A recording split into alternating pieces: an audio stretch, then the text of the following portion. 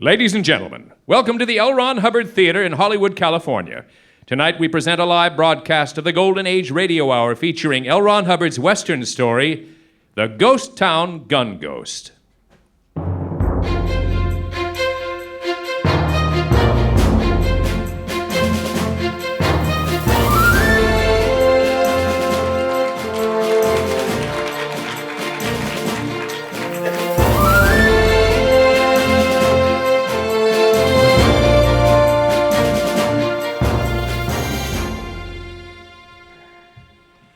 Pokey McKay awoke from his customary doze and gave the desert to the east a startled stare. He'd been sitting on the porch of the New Yorker Hotel, which was directly opposite the Palace Saloon, where he could keep the entire main street of Pioneer under the required surveillance.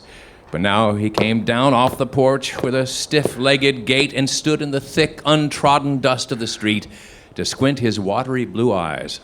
From his pocket, he extracted a rusty sheriff's star and pinned it on his dingy vest.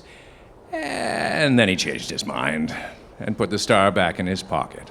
Hey, look here, Danny, said Pokey McKay to the empty air. Yeah, looks as though we're gonna have visitors. Oh, looks like you're right, Pokey, returned Pokey McKay. You got the sharpest eyes I ever seen. What do you suppose he's doing in these parts? Well, replied Pokey McKay, there's nothing like giving him the greeting proper to a newcomer to the metropolis of Pioneer, eh? See you later, Danny. And so saying, he limped up the shack-lined main street, leaving little whirls of dust where his run-over boots made prints. He walked down the street and went into the hotel. Still small on the desert, a man was making his way between yucca and century plants. It was obvious that the stranger had a game leg, for each time he changed his course, the faulty limb threatened to carve. But this evident ailment received scant attention. The stranger halted every 100 yards and turned around to shield his eyes against the sun and peer intently down the trail as though he watched for pursuit. The reason he walked found answer in the dusty saddle he dragged by the horn and the battered bridle he carried over his arm. Most striking of all was the complete absence of hat. For this lack under the desert sun was extremely dangerous. The ragged jeans were turned far up from the high-heeled boots, and all in all, the stranger appeared to be a very shoddy individual. Well, that is, all except for the two guns, which defiantly hurled back the sun's rays with each faltering step.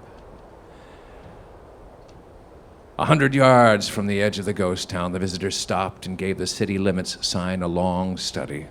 And then, probably because of the rattlesnake which was coiled about the post, the cracked lips parted in a brief grin, and the grin widened when he caught sight of the waiting Pokey McKay. Howdy. Welcome to Pioneer. Howdy. You don't happen to have anything to drink in the city, do you? Pokey extended a hand, which the stranger took, doubtfully. Sure. Oh, we got plenty to drink. That is, if you don't want no fancy stuff like cream de coca. The stranger gave Pokey a brief scrutiny, and then he grinned again. Didn't mean red eye. I'm too broke for any of that. I'm in water. Oh. Pokey McKay took the stranger's arm and began to steer him in the direction of the Palace Saloon. You don't have to worry none about that. The barkeep over there at the Palace is a friend of mine. Then Pokey stopped abruptly and looked at the twin .45s which graced the stranger's hips. You ain't a gunman, are you? The other's gray eyes flicked open with surprise and then narrowed. For a moment, Pokey was favored with a chill stare, and he shifted uncomfortably. I didn't mean nothing by it. I just gotta be careful, that's all. The sheriff is awful particular about gunmen since the other crowd came through here last week. The other crowd? What other crowd? Pokey shifted his weight, and then his watery blue gaze hardened, and his face became a shade redder. Bunch of damn varmints came chasing through here, a mile a minute, and shot up the Wells Fargo office and drunk up a lot of liquor without paying for it. Yeah, 5 of them there was. The sheriff and mayor was awful peeved about it. I reckon they would be at that. Now, let's get that drink. The Palace Saloon was held together solely by the grace of its reputation. The rickety false front sagged on one side, the porch was empty of many planks, and the swinging doors swung no more. Inside, the dust on the floor was a full inch thick and quite undisturbed, save for a narrow path along the battered bar and in front of the stacked bottles. Barkeep! Said Pokey to the empty room, slapping on the bar as he spoke. Barkeep! Set him up! The stranger gave a start, looked quickly about, and then goggled at Pokey. But Pokey, without batting an eye, stepped around between the mahogany and the murky mirrors and pulled a towel around his waist. Oh, howdy, gents. What'll it be? Red eye? With a sudden grin, the stranger placed a foot on the dark brass rail. Yes, I reckon that'll be all right. 4 fingers for me. Pokey polished up 2 glasses. And then he uncorked a huge bottle, which he set on the bar. This done, he removed the apron and quickly slid around to the outside. Jimmy, I'd like to have you meet Mr. what did you say your name was? Ross Delavan, that's the name. Yes, Jimmy, this is Mr. Delavan. Solemnly, he picked up the bottle and poured out a drink for himself, indicating that Ross Delavan should follow suit. Charge it up. Pokey ordered the mythical Jimmy and then took Delavan's arm and piloted him to the doorless door back to the silent street. Now, Mr. Delavan, I'm going to take you down and introduce you to the Wells Fargo agent in case you have any valuables you want stored. Together, they walked through the dust toward a wearily listing board shack which bore the legend, crookedly lettered, Wells Fargo, Gold Agents, Mail. Delavan hitched at the saddle he still dragged and limped along with a wondering grin on his face. Inside, Pokey released Delavan's arm and spoke straight at an empty swivel chair beside a roll-top desk. Benny, this is Mr. Delavan, a stranger to the place. Mr. Delavan, this is Benny. If you want to store any valuables, Benny will put them in his safe over there. Pokey jerked his thumb at a rusty iron box in the corner whose door was tightly shut and bolted. Then, without a second's warning, Pokey swooped down on the chair, placed his boots on the desk amid the dust. Glad to know you. If you're a friend of Pokey McKay's, you're a friend of mine. I'm terrible sorry I can't stow anything in that safe for you, though. A flock of varmints stormed in here a couple weeks ago and closed the dang thing on me, and I haven't been able to open it since. You gonna be here long? Oh, that all depends on the business conditions around here. His gray eyes twinkled, and he sat down on an empty box. Well, business ain't so good these days. Seems like money is pretty tight. But things is picking up around here. Just yesterday, Pokey here discovered $1 billion gold mine. Pokey jerked his head at the place where he had stood a moment before. Discovered the thing right up the street a ways. Gold laying all over the place, about 3 feet thick. You don't even have to pan it. It just jumps into your poke. Delavan grinned again at the little man who had now removed the hat from his shaggy gray head and was busily fanning himself with it. Pokey McKay suddenly shed his lazy air and started forward with bugging eyes, which stared at the floor beside Delavan's feet. Holy smoke! I must have dropped that out of my last pay envelope. Delavan glanced down, not expecting to see anything, but then he too stared. His gray eyes went cold as they narrowed.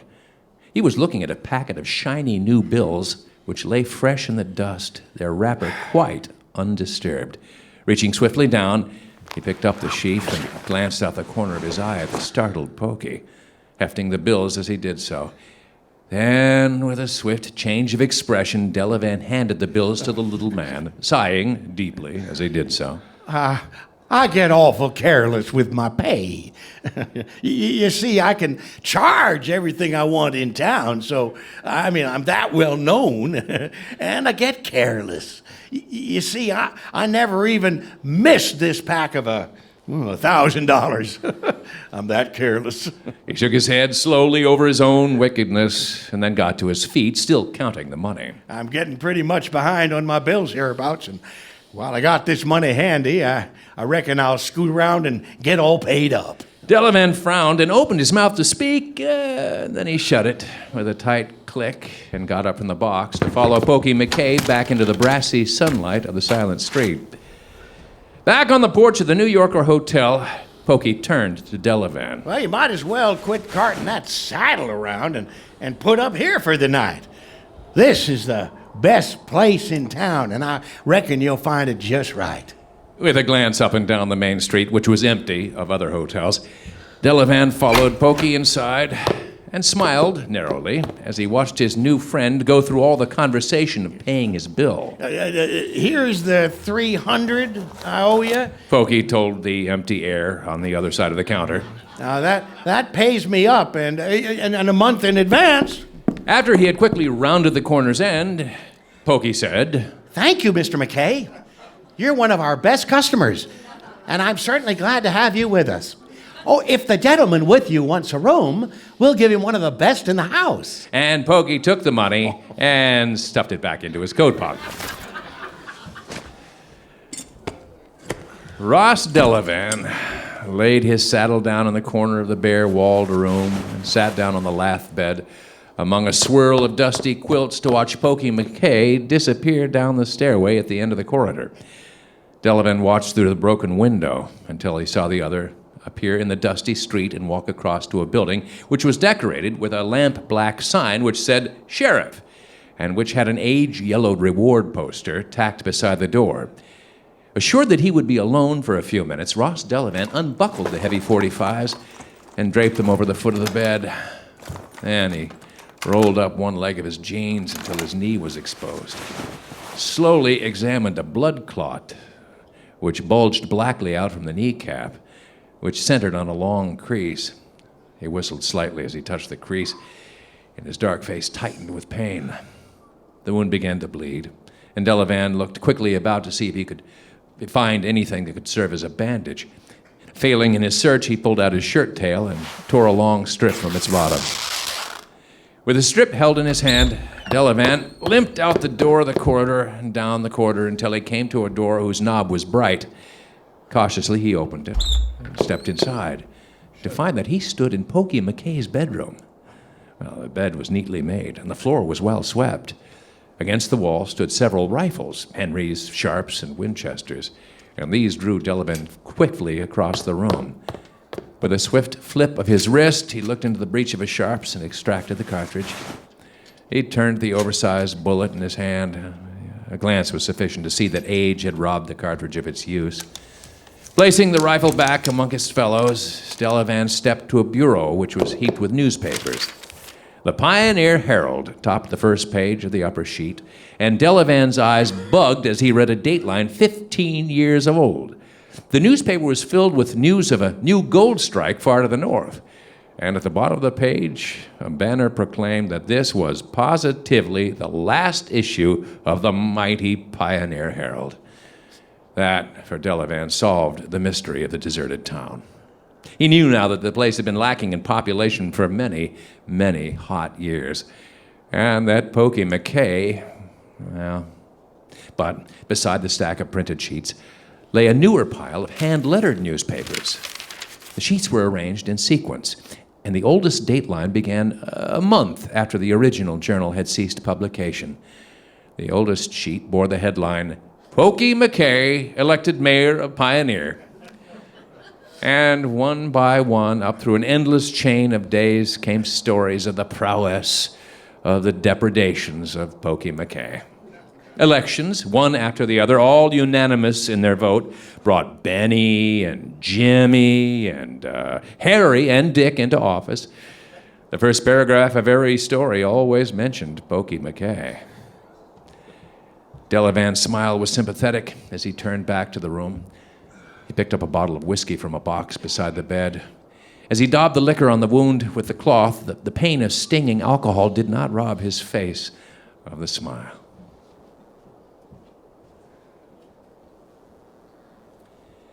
Late in the afternoon, Delavan awoke from a troubled sleep to hear the sound of hoofbeats coming down the street.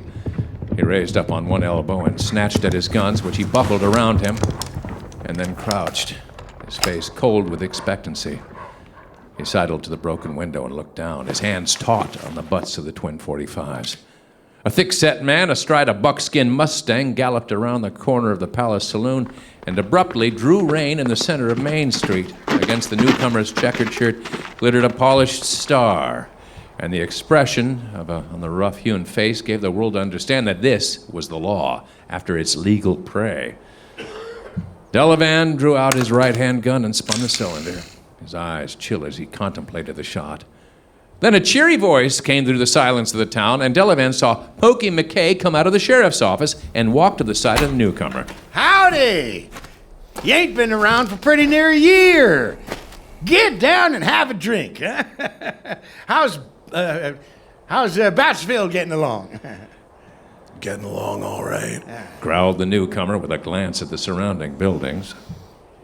That drink sounds good. And leaving his bronc tethered to the breeze, he walked with Pokey McKay to the door of the Palace Saloon. When the pair below had disappeared through the doorless door, Delavan cautiously slipped down the stairs and went out the back of the New Yorker Hotel. Skirting the rickety buildings, he made his way up the street and then dashed across the open to hover for an instant in the shelter of a doorway. He eyed the newcomer's horse with a puzzled frown, as though half-minded to make a break for it. Then he turned and crept along until he found the back door of the Palace Saloon. Inside there was a lonesome clink of glass, which was followed by a loud hiccup. And then came the voice of Pokey McKay. Pardon me. Ooh, I get careless of my manners these days. Now, I want some information. What happened to that varmint that I trailed in here? What varmint? You know who I mean. The guy with the game leg. Lugging his saddle. I found his dead horse out in the desert and I trailed him right on in. And I saw the footprints where you went out to meet him. Now where is he? Just a minute, Purcell. Even if I had seen this feller, it wouldn't be your job to take him away. You ain't got no authority in this town at all. I'm sheriff here, and I was duly elected as such by popular vote. That's more than I can say for you. Don't try that one on me, Pokey. I'm on to you. This fella robbed a bank. That's what he did. And, well, he shot 3 men doing it, too. And all of them being bystanders. Now, how do you know he done it? Well, because a fella saw him, that's how. Before the cashier died, well, he must have shot the fella through the knee. Now, you don't tell me my business, Pokey McKay. You can drop these funny tricks around me, too. You ain't got any right to that sheriff's badge, and you know it damned well. Pokey's voice was very even when he replied. That's plenty of that, Mr. Purcell. As mayor of Pioneer, I order you out of the city limits. If you don't go, I'll have the sheriff and his deputies kick you out. For God's sake, Pokey, spare me that hokum. Now tell me where this gent is hanging out. Get out of town. I deport you as an undesirable alien. Delavan, cautiously peering through the crack in the back door, saw the two standing face to face in the dusty, dim interior of the saloon. He tensed as he saw Purcell raise his fist and shake it in Pokey's face. You want a taste of this? For answer, Pokey stepped back and handed his visitor a right to the jaw.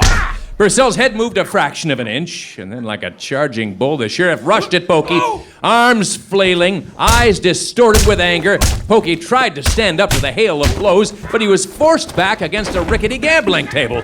With a splintering crash, the wood gave way, and Pokey fell heavily into the dust, which rose about him in a cloud. Pressing his advantage, Purcell stepped in with heavy boots and gave Pokey a solid kick in the ribs. Then Pokey was up again, trotting heavily on the creaking planks, trying to exchange blow for blow with a man twice his height. He stirred dust rose and eddied about the fighters until nothing could be seen but dim shadows weaving back and forth, and Delavan was unable to distinguish one from the other. Silently, Delavan entered on tiptoe, skirting the bar and tables, coming with each step closer to the combatants, obscured by the choking fog. For an instant, Purcell loomed up, a tremendous straining bulk, and Delavan stepped closer. With a quick right to the sheriff's body, followed by a shattering left to the stubbly jaw, Delavan stepped back out of sight to see Purcell skid back across the slivery planks and bring up under a table. And then, unperceived by either of the warriors, Delavan jumped back and resumed his first position outside the back door. Gradually, the dust settled, and Pokey crawled to his feet, dusting himself off with nervous hands. Grimly, he peered about the room, his round face wet and red with exertion.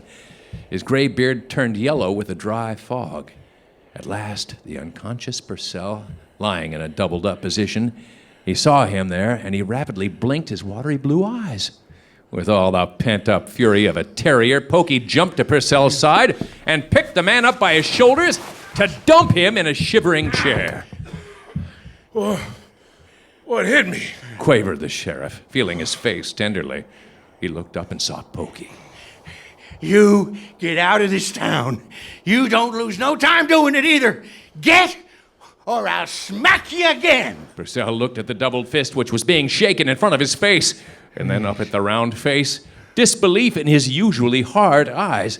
But he's rubbed his jaw again, and then without a word dived for the front door of the saloon and loped toward his cayuse. Pokey bellowed loud into the dust which came from the horse's flying hoofs, and again shook his fist. And don't never come back! Delavan grinned from behind the saloon at the retreating Purcell's back, for it was obvious that the man took Pokey's threat to heart.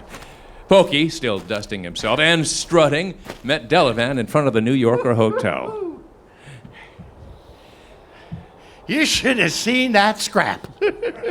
That he critter was after a young feller I seen a couple of days ago. And when I told him I wouldn't turn my prisoner over to no feller that didn't have no jurisdiction on these premises, he got nasty.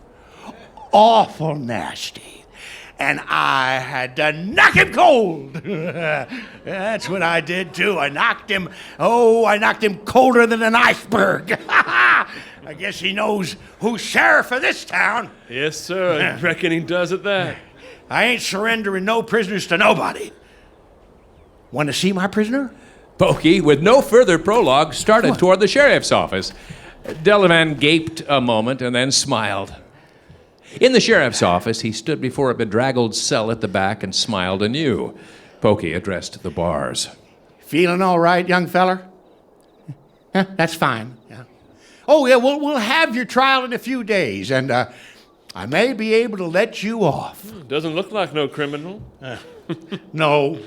To tell the truth, Mr. Delavan, I don't think he's guilty. Delavan followed Pokey back into the front of the building and watched the little man settle himself in a chair behind the scarred desk. We'll have a trial in a few days. Yes, sir. We'll have the greatest trial you ever heard of. You see, this young feller's accused of bank robbery. Seems like he shot 3 fellers while he was doing it. Right across the street there is where it happened. Right in that Wells Fargo office. But a feller with a mother like he's got can't be guilty of such no crime. Mother? Well, sure. Returned Pokey with a serious nod toward the door. The little lady we just seen going out is his mother. Didn't she look sweet? Hit pretty hard by this trial business, too. Costs money to hire lawyers and such. What happened to all the money? The money? Pokey's expression went blank. And then his face lit up. Oh, yes, the money. Well, sir, don't believe it if you won't, but we got every penny of that there money right back in the Wells Fargo safe. Thousands and thousands of dollars it was. Want to see it? Without changing his expression, Delavan followed Pokey down the Wells Fargo office and entered. Watching Pokey kneel in front of the iron box and fumble with the bolts. Oh, damn it. Them fellers that come in here some time ago went and jammed this thing up. Never will be able to get it open now. He stood up and mopped at his forehead with a bandana. Reckon we'll we'll have to get us some dynamite. Ain't that right, Jimmy? With a weary smile in the direction of the empty swivel chair, Pokey walked out. A shiver had gone up and down Delavan's spine as he saw the empty chair, for his imagination was playing tricks on him, and he had confidently turned to the seat, fully expecting to see the Wells Fargo agent.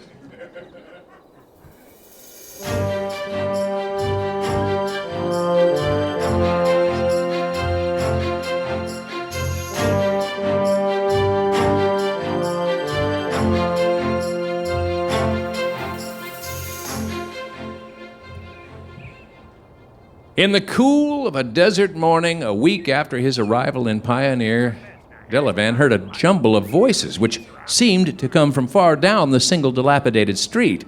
As Pokey McKay and Delavan were the only two inhabitants of the ghost town, Delavan jumped out of bed, pulled on his guns, and thrust a worried face through the glassless window of his room, and then he relaxed. A shifting mass of ponies stood, saddleless, along the hitch rail of the building marked Trading Post, and it needed no second glance to inform Delavan that these were the property of Hopi Indians. They were within the trading post, leaving a medley of bawling papooses and gossiping squaws in the sunshine of the street. Pulling the hat Pokey had given him down over his high forehead, Delavan went down the stairs and out to pick his way through the bedlam of the sidewalk. The interior of the trading post was crammed with color and sound, and in the thick of it, important behind the counter, was Pokey McKay, bargaining with black-haired braves. On the counter lay a weird assortment of patched saddles, faded cloths, piled brass and copper bolts, battered hats, iron hammers, worn shoes, broken clocks, torn coats, and, in short, a complete array of everything one would expect to find scattered about in a ghost town. Pokey looked up and saw Delavan enter and placed a momentary halt to his bargaining. Oh, my friends, this is my friend, Governor Selfridge. I want you to shake hands with him and say, how? Delavan looked at Pokey for an instant, and then at the Indians who had immediately begun to swarm about him. One by one, he shook their hands. I was telling them that you'd come out just to see them, Governor. They've been getting sort of disrespectful lately. And so Delavan solemnly nodded at each and every brave and pumped grimy hands until his wrist was tired. His face was settling into a mask of weariness when the last and mightiest warrior of them all, to judge from his bearing and his voice, came up and put out his hand. Delavan caught sight of the Indian's waist as he held the fingers. There he saw a new Colt .45, ivory-handled, in his holster, fastened to the bullet-studded belt. His eyes grayed and became brittle. It was strange enough to see an Indian packing a revolver, but this particular gun had a certain marking on the butt. In a strange, taut monotone, Delavan asked, Where did you get that gun? The Indian stepped back, his face expressionless. Me buy. Go easy. No, you didn't buy that gun. Doesn't mean anything to me where you got it. He managed to smile through his eyes. They were still icy. I'm your friend. You're the governor. With the word governor, the Indian's face again became mobile, and he displayed his white teeth. He extracted the .45 and held it butt first toward Delavan, who took it quickly. Me find on dead man in desert. Tree smokes north. He shot here. And he placed a significant finger between his eyes. Thanks. Smiled Delavan, returning the gun. Now, what am I bid for this brass vase? And he held up a spittoon. The trading went on for an hour, and then with loud shouts, the Indians mounted and rode away, certain that they had mercilessly fleeced the trader. Pokey came out of the ramshackle building and locked the door with a huge iron key. He walked up to where Delavan waited. Well, Billy got us enough jerked meat and candied cactus and chicory and roots and tobacco to last us a month.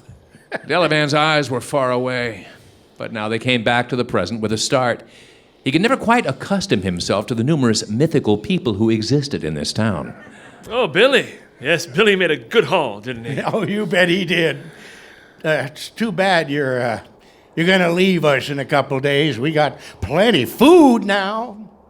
I think I was wrong about leaving. I'd better be staying around. Say, that's fine. His watery blue eyes sparkled, and he set his hat at a jaunty angle. Why, you'll be here for the trial then. Yes, I'll be here for the trial. Hope the boy gets off. But Delavan was remembering the mark he had seen on the butt of the .45 and the significant gesture the Indian had made with his finger. And he smiled broadly down the empty street, pausing for a moment to greet a mythical horse ranger, to the interest of Pokey McKay.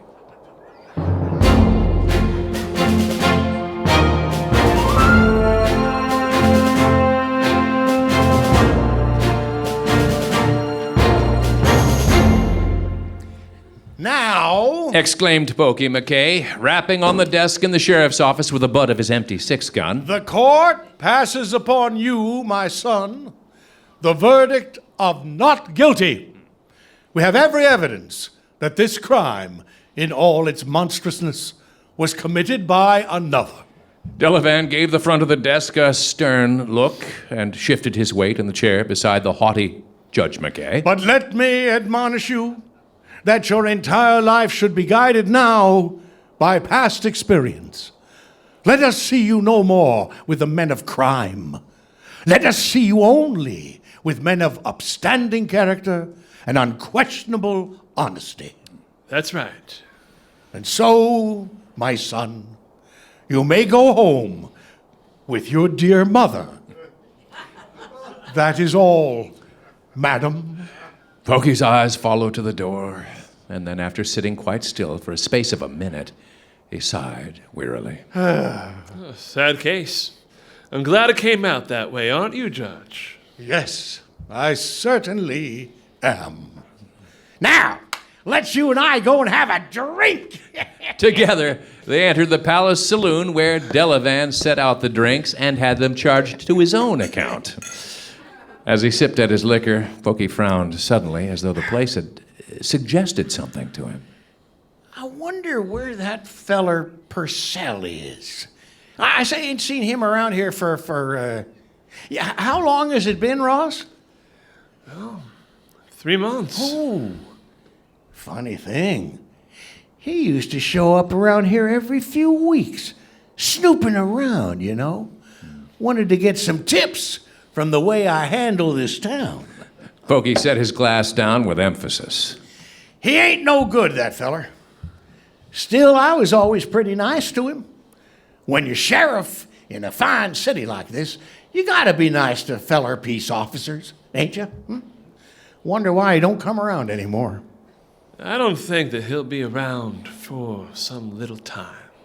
What, you mean on account of that sock I handed him? That hat ought to keep him away all that time. Delavan whirled his glass thoughtfully and then poured out another drink. No, I'm not thinking of that sock. What was his first name? Hey, give me one of those. Said Pokey, holding out his glass. Them trials always make me awful thirsty someday. All right, what was his first name? Did you say it was Edward? That was it. Edward Purcell. Edward Purcell. Yeah. So I was right about it after all. Huh? Right about what? Nothing. Listen. Do any of your guns work? Pokey shifted his gaze out to the sun-baked street and moved a restless foot. Now, to tell the truth, I can't say as they do. They would, of course, if they hadn't shipped me bum ammunition with that last freighter. Well, better take this. He unbuckled his left-hand gun and gave it to Pokey. Say, that's fine. Look, it fits right square, don't it? I've been wishing that you let me pack one of these 6 guns for you. I mean, it looked as if you had all you could do to drag them around. Oh, I'm tickled to be able to own one of these and give you a hand. And say, those denizens around here that like to rob things and shoot people had better watch out from now on. Pokey climbed up on the bar and surveyed himself in the murky mirrors, turning from one side to the other to better see the figure he cut with a shiny weapon. Listen, Pokey, if it's all the same to you, we'd better get out along the street. We're going to have visitors, bad ones. Pokey's eyes blazed with excitement. You mean that? Yes. I saw the whole bunch about 4 miles away when we came in here. That's why I gave you the gun. There'll be a little more than a dust cloud now. Come on. Maybe it's Billy the Kid. That fella you was telling me about. Maybe he got wind of my billion-dollar gold mine. No. Replied Delavan, walking to the doorless doorway. I got a hunch this bunch would make Billy at his worst look like a Sunday school superintendent.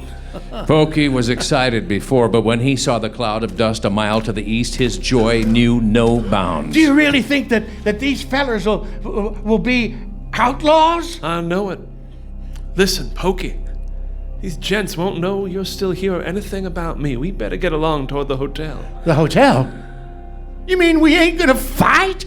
You mean we ain't gonna fire a shot? Come along. There'll be plenty of shooting before this thing is over. Pokey hitched at the 45 and followed Delavan into the New Yorker and up the stairs. Kneeling out of sight below a windowsill on the second floor, Delavan checked over his gun and gave the Wells Fargo office a studious look. Pulling Pokey back from the window, Delavan shook his head. No use getting anxious.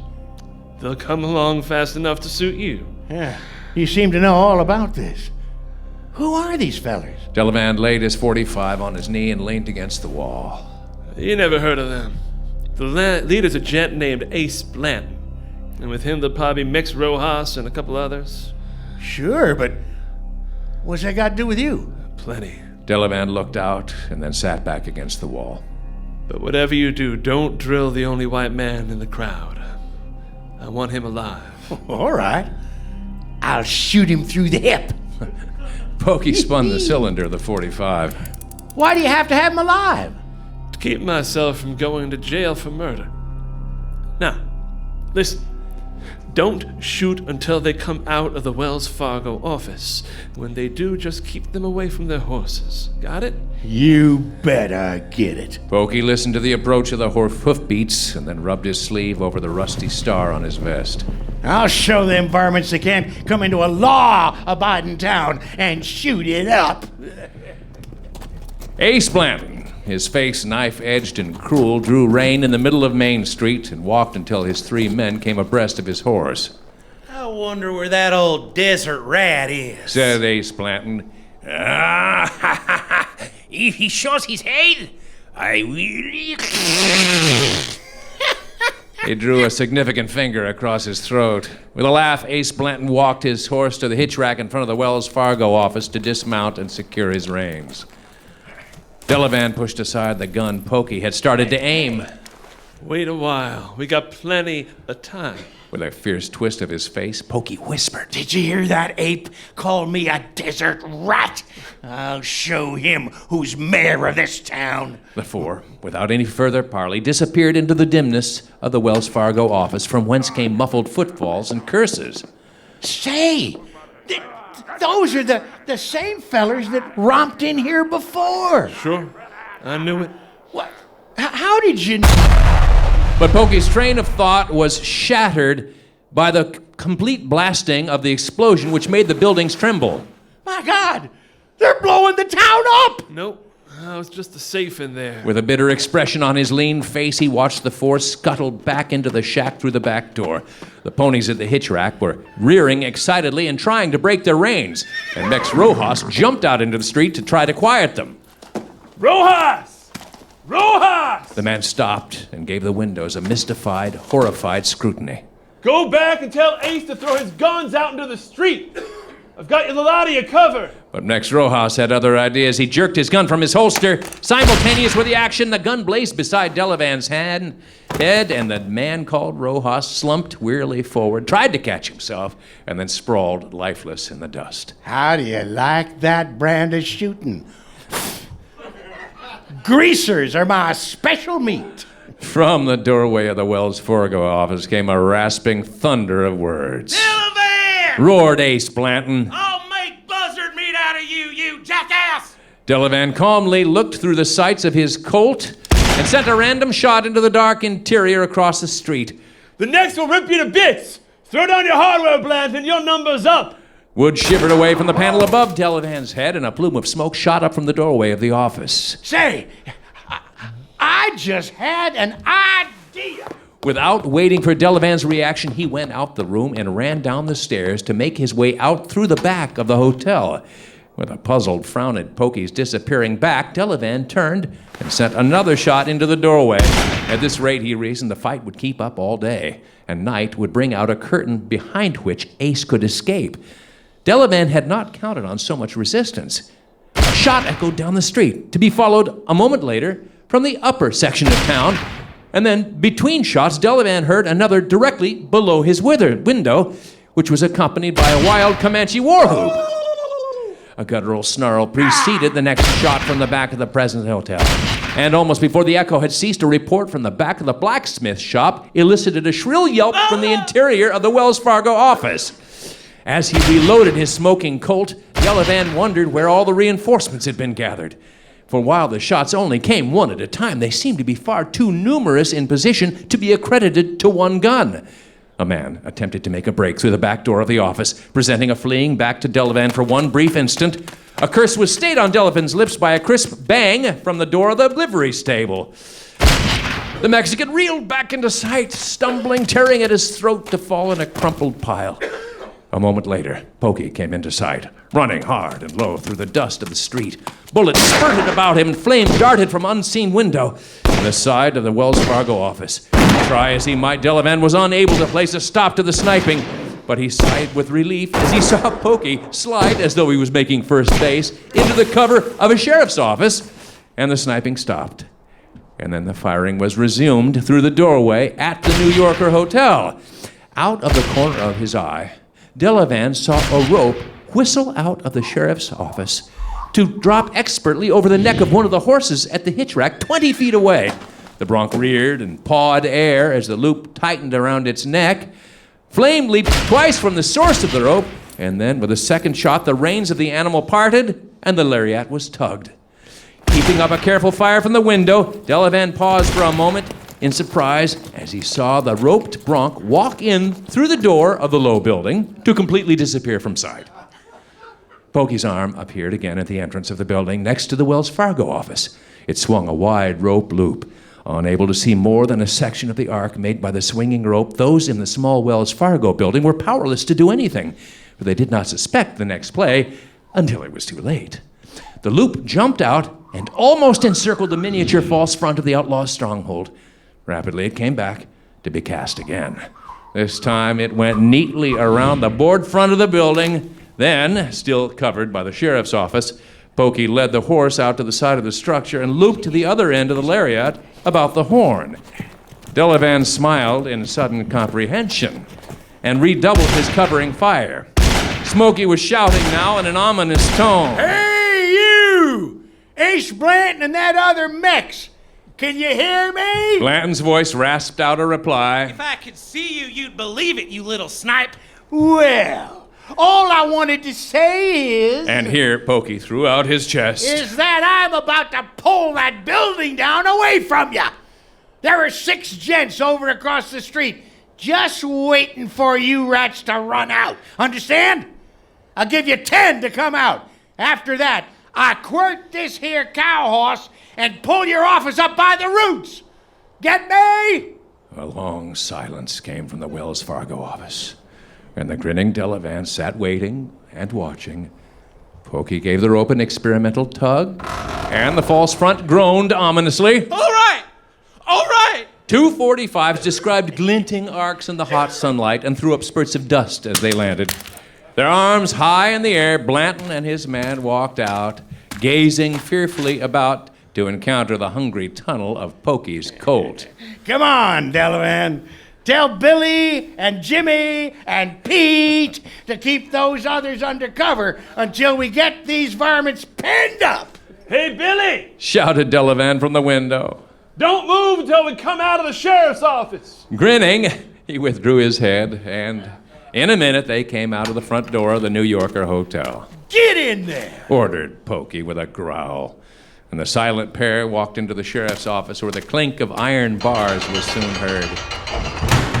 Together, Pokey and Delavan came out and stood smiling at each other. I knew damned well that building wouldn't have come down with a dozen ropes and horses, but I had to take the chance. Come on, let's get a drink. This fighting always makes me terrible thirsty.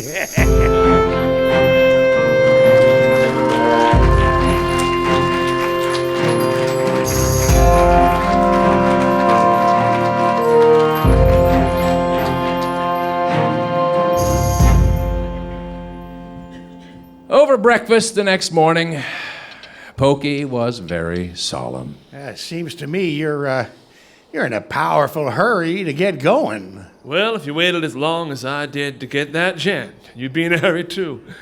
Pokey, I've been after Ace Bland ever since they made me go broke down on the Panhandle. That was 4 years ago. Now, do you blame me for wanting to dust fast before he gets away from me? Pokey shook his head mournfully and then brightened. Don't forget to tell Ed Purcell how I rounded up them varmints. It'll mortify him most to death. Edward Purcell has been chewed up by the buzzards a long time ago. 3 months to be exact. The hell you say? Who told you? That was Purcell's gun that the Indian had in the store. It had the initials EP on it. Well. How did he get mixed up into this thing? That's easy. Said Delavan, pushing back his plate. Ace Blanton and Ed Purcell were in on that bank robbery. There weren't any witnesses, and when Ace found out that I was on his trail, he put the crime down to my name and sent Purcell up here. He sent Purcell to take me back and hang the crime on me.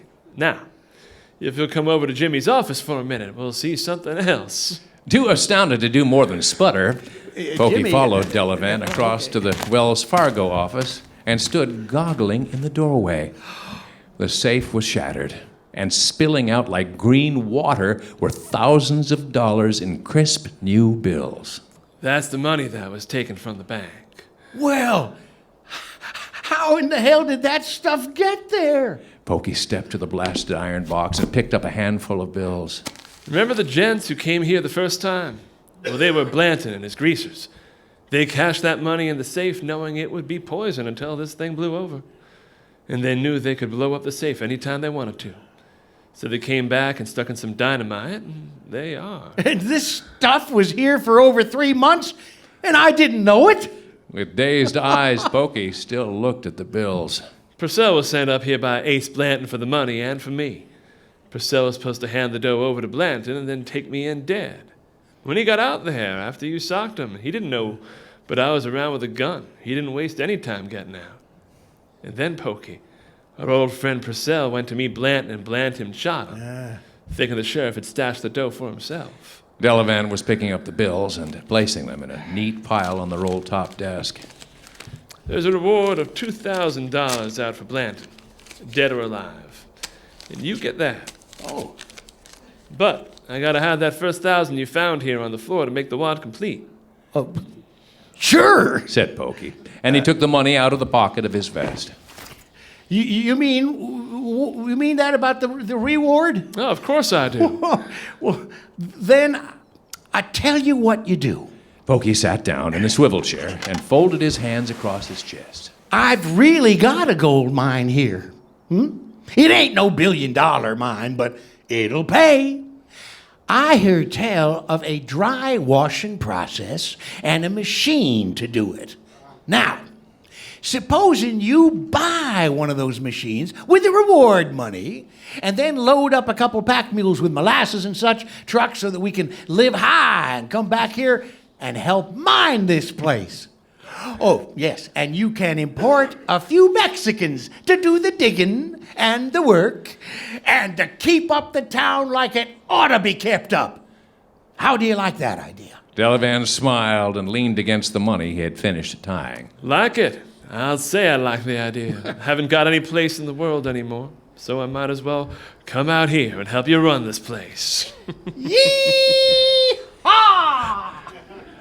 Later in the day, the departing cavalcade was formed in front of the New Yorker Hotel, and Pokey came up to glare at the securely bound outlaws. Then Delavan brightened. Say, Pokey, why don't you grab that other hoss and come along? Do you good. No, sir, no. My term of sheriff ain't expired by a long ways. And what do you think would happen to this city if I went right off and left it, huh? A mayor's got some responsibility. Pokey stepped back and watched Delavan spur his horse and start out. So long! Yeah, and don't stay away too long! See you in a month.